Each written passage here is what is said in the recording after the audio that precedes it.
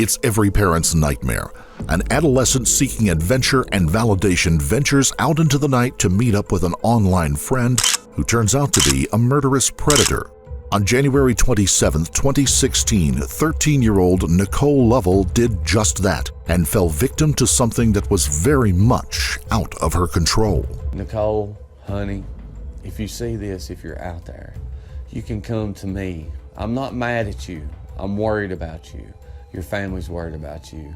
Just come home. Today's case examines the disappearance and murder that claimed the life of a young and vulnerable resident of Blacksburg, Virginia, a college town that is sadly no stranger to terrible acts occurring out of the blue and shaking the community to its core.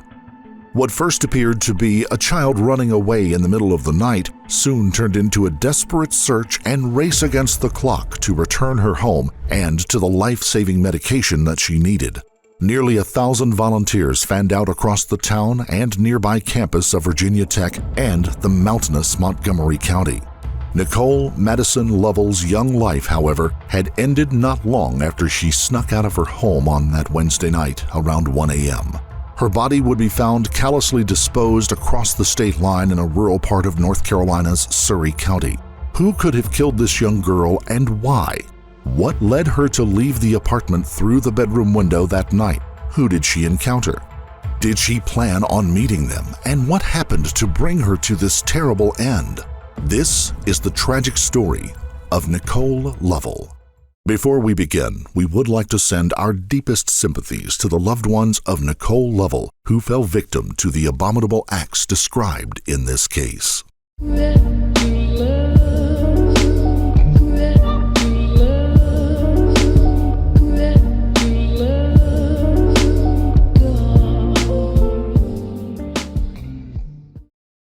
January in the mountains of western Virginia can be cold with long nights.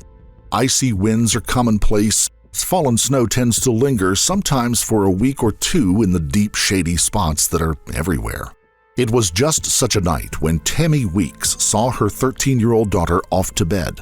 The next morning was going to be a teacher's workday for the Montgomery County school system, and Nicole wouldn't have to get up early to head away to middle school, a rare bonus day off for students.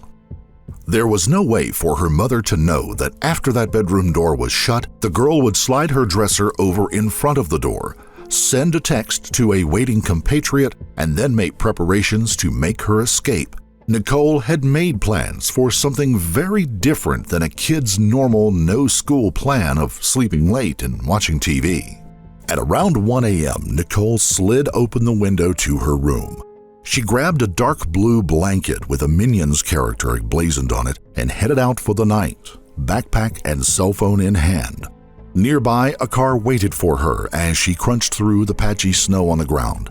The roads were plowed and clear. She and her internet boyfriend were making their escape. Adventure awaited. And then things went horribly wrong for her. At first, Nicole's mother discovered the girl was gone and how she had left the home at the Lantern Ridge Apartments on Fairfax Road. The window had been left open all night. Tammy Weeks immediately reported her daughter missing to local law enforcement agencies. Nicole, honey, if you see this, if you're out there, you can come to me. I'm not mad at you. I'm worried about you. Your family's worried about you. Just come home. At the age of 10 months old, Nicole had received a liver transplant, something that would affect her for every day of her life. She required anti-rejection medicines twice a day to remain healthy. If she missed more than a dose or two, the problems that she could face could turn deadly. Been without her medications for 3 days, and I know that we're in a situation where if she doesn't get her medication and get it fast, that my daughter's going to die. As local television and radio stations broadcasted their alerts about the missing girl, police, fire, and rescue personnel throughout the area moved quickly through the community to begin their search. Numerous community members familiar with the area's many forests and mountainous terrain joined in the efforts. Students from nearby Virginia Tech swung into action as well, and drones were used to search the area from the sky. The Virginia Tech Corps of Cadets had also joined in the search as well. Blacksburg and Virginia Tech had developed an incredibly tight-knit and supportive community in the recent years. On April 16, 2007, Seung Hui Cho went on a killing spree on that campus that killed 32 people and wounded an additional 17.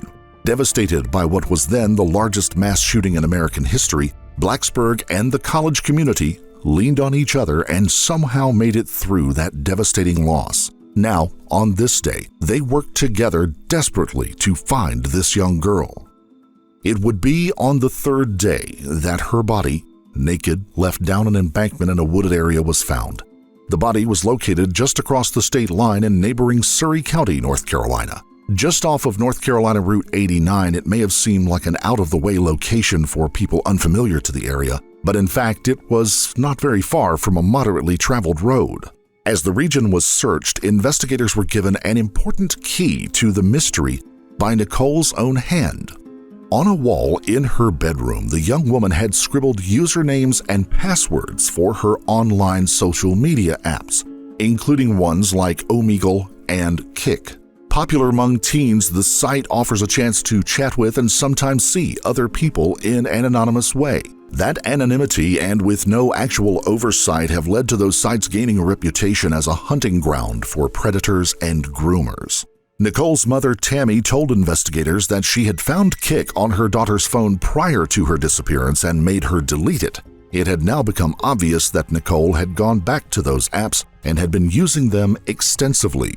Those usernames and passwords turned out to be the key that began unlocking this terrible case. Experts were able to go into her accounts and backtrack through her texts, photos, and other communications to build a profile of her activities.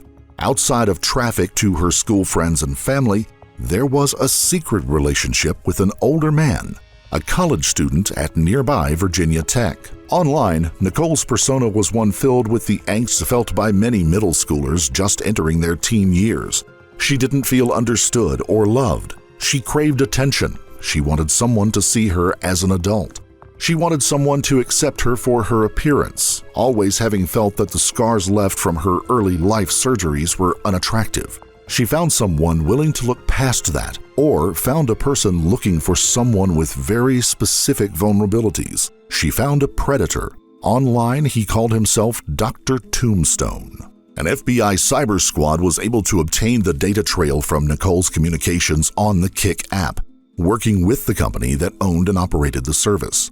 It quickly became apparent that the only person the young girl had communicated with in the days leading up to her disappearance had been this Dr. Tombstone. Cyber detectives were able to find out that the username was registered to a David A. and that it was linked to a Gmail account. That account led directly to a young man named David Eisenhower. David Eisenhower, 18 at the time, was a freshman at Virginia Tech. Drawn to the college by its stellar engineering program, David also ran track and had been a star athlete back home at the Wild Lake High School just outside of Baltimore, Maryland. He had even been featured as an Athlete of the Week in one of the local television station's news broadcasts during his senior year.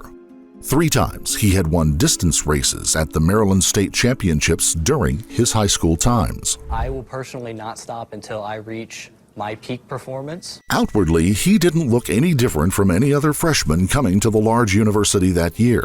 He made some friends at school, in classes, and on the track team. Most were just acquaintances, though David had struggled to make a place for himself. He had a penchant for telling offbeat stories in a way to portray himself as someone more experienced and worldly than he really was. Stories that often included unlikely occurrences or just out-and-out lame attempts to build himself up.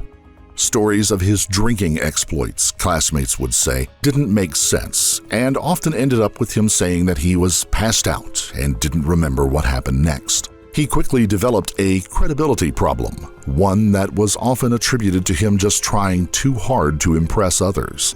He did make one very close friend on campus, though. Natalie Keepers was also a student at Virginia Tech and majoring in engineering. She had also come from eastern Maryland to the mountains of Western Virginia. Bookish and serious, the 20-year-old young woman had dated Eisenhower for a short period of time after arriving on campus, but their relationship quickly turned into a friendship, although a very deep one. Or at least, that's how their stories went. Sometime during the autumn, David had made a new friend in Blacksburg, but this time it was an online one. starting out on Omegle, he began chatting with Nicole Lovell. He would maintain that at the time he thought she was 16 or 17 years old. She, however, was only 13 years old and apparently didn't do anything to change his mind as the two talked and exchanged messages. In December 2015, the two met up, and it was impossible for Nicole to conceal her age anymore. Maybe Eisenhower was surprised. Maybe he had already puzzled it out and decided that he didn't care. Following urges that would lead them on a terrible collision course, there was no admission of any sexual contact at their first meeting, but something in their relationship changed. Eisenhower's actions immediately thereafter began to point to the idea that he felt he had crossed some kind of personal line, one that he could not take back. He felt dread for what his actions could bring down on him. Later at the trial, Montgomery County Commonwealth Attorney Mary Pettit told the court that he, Eisenhower, had a problem, and his problem is Nicole Lovell. He decided that this relationship with this underage girl was a serious problem. Eisenhower turned to his only close friend at the school, and Natalie Keepers responded with a willingness to help him take care of the problem, no matter how far they might have to go. David had a serious problem to find a way out of, but Natalie now had something she could sink her teeth into. Perhaps she still loved David, and this was a bonding event for the two in her mind. Maybe this presented some opportunities to indulge in very dark and secret sides of their personalities. Was it just a desperate man and a friend working together to solve a problem? Or was it a case of a borderline psychopath and a closeted sociopath finding each other in the midst of an opportunity to indulge their darker sides? Prosecutors and defense attorneys would eventually wrestle over that very important distinction. Questions of her willingness, her enthusiasm for solving this problem, and her actions on the day of the killing would haunt the proceedings and actually form part of Eisenhower's defense during the trial.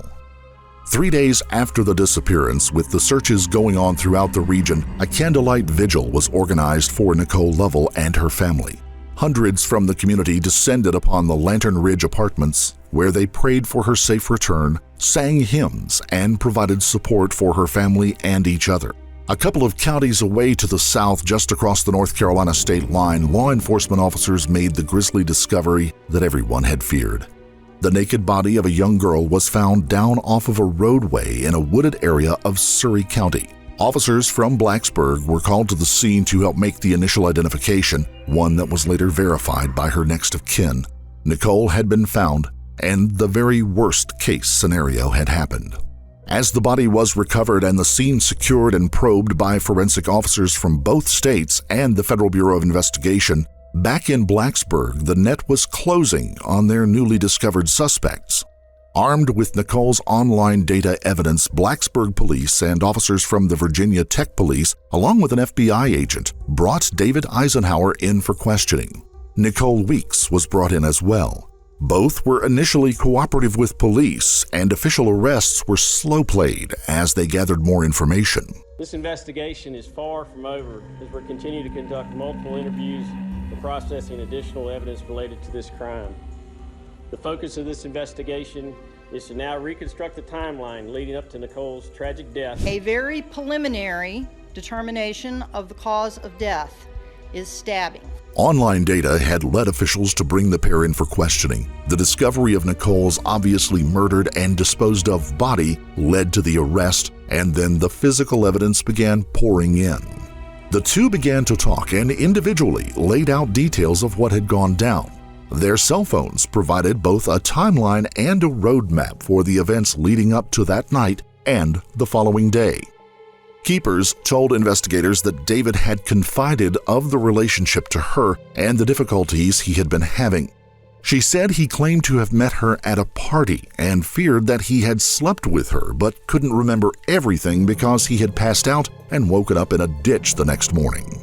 In light of what he said, the listener would remember David's purported penchant for spinning outlandish tales of his drinking that always ended up with him passing out or blacking out.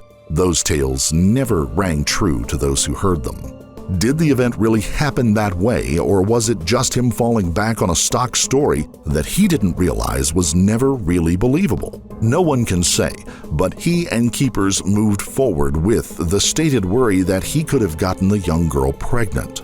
Keepers said Eisenhower told her that he had tried to cool down the relationship with Nicole and wanted to stop communicating with her because he feared being arrested for their relationship if it was found out. He would later tell keepers that Nicole said that she would kill herself if he broke off the relationship.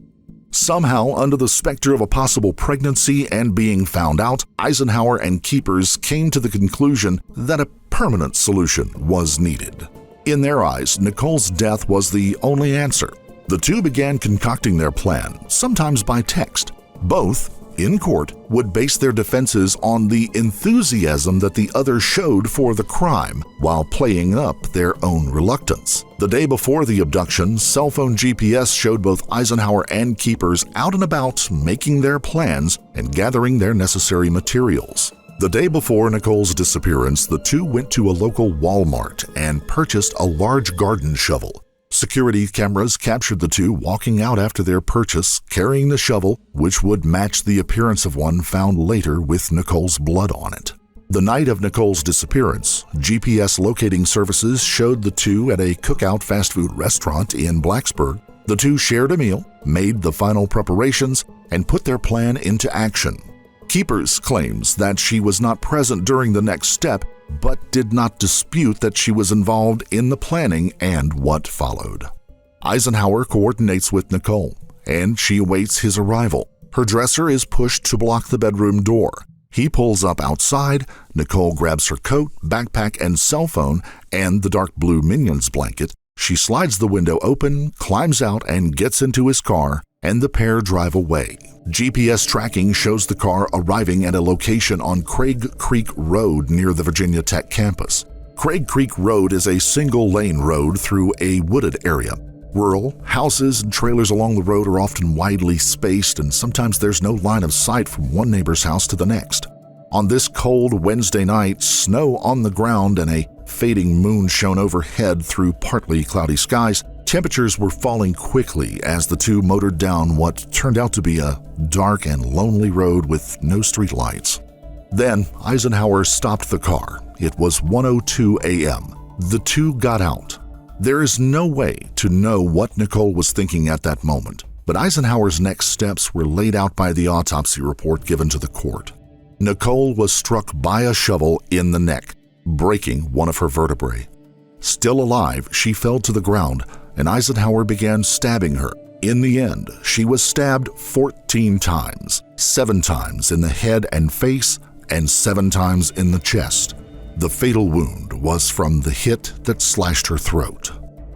Nicole Madison Lovell, a child who had survived a liver transplant, who was loved by her extended family and numerous friends, died on a lonely road on a cold January night, the victim of cold-blooded murder. Eisenhower then took her lifeless body and dumped it into the trunk of his car. Her other items, including her Minion's security blanket, were tossed in as well, along with a shovel and the knife. He got back into his car and headed home. He'd go in and spend the night in a warm home, possibly haunted by his actions, while Nicole's body stayed out in temperatures that would drop into the mid-20s before first light. No one along that road would report anything out of the ordinary that night. The murder passes unnoticed into the wee hours of the morning. People sleep in preparation for the coming workday, completely unaware of the evil that had passed them by. Eisenhower would text keepers and put into motion their next terrible step of their plan. The next day, the pair would climb into his car and head off to a secluded spot just across the North Carolina line. Texts on Eisenhower's phone show that he had asked an unnamed man in Pulaski, Virginia, if he knew of a place to dispose of a body. Police determined that that man did not know Eisenhower was serious and thought he was joking.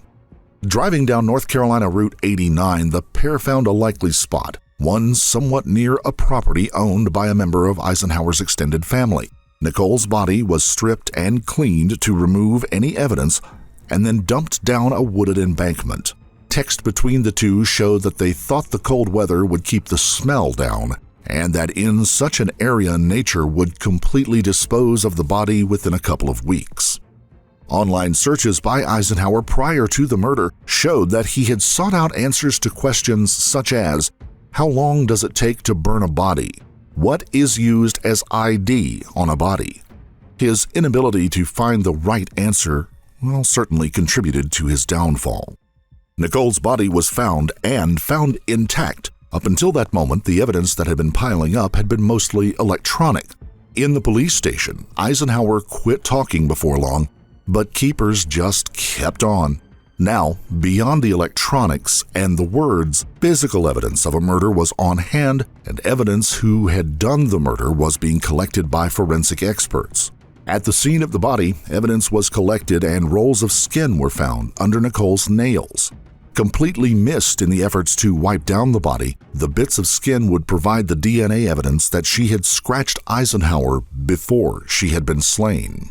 Other law enforcement officers and forensic teams began searching the dumpsters and bins at Virginia Tech. A dive team searched the pond on campus. Then a bottle of Clorox and numerous wipes coated with brown stains were found in a dumpster. Blood traces were later found in the trunk of Eisenhower's car. Potentially the most damning evidence was a bag found among Keeper's possessions. Bloody clothing and the very distinctive dark blue Minions blanket had been retained and hidden away. Perhaps it was evidence to be disposed of later. Perhaps it was some kind of grisly trophy. Blood was also found on the toe of Keeper's boots, another thing seemingly missed in the pair's post-murder cleanup efforts. Eisenhower and Keepers were formally arrested and charged with their part in the abduction and murder of Nicole Lovell, as well as for the disposal of the body. Both pled not guilty to the charges offered against them, but their individual defenses rested not so much on not being involved, but in fact who was the mastermind behind it. Eisenhower's defense insinuated that Keepers was the mastermind behind the killing and had manipulated him into doing the deed.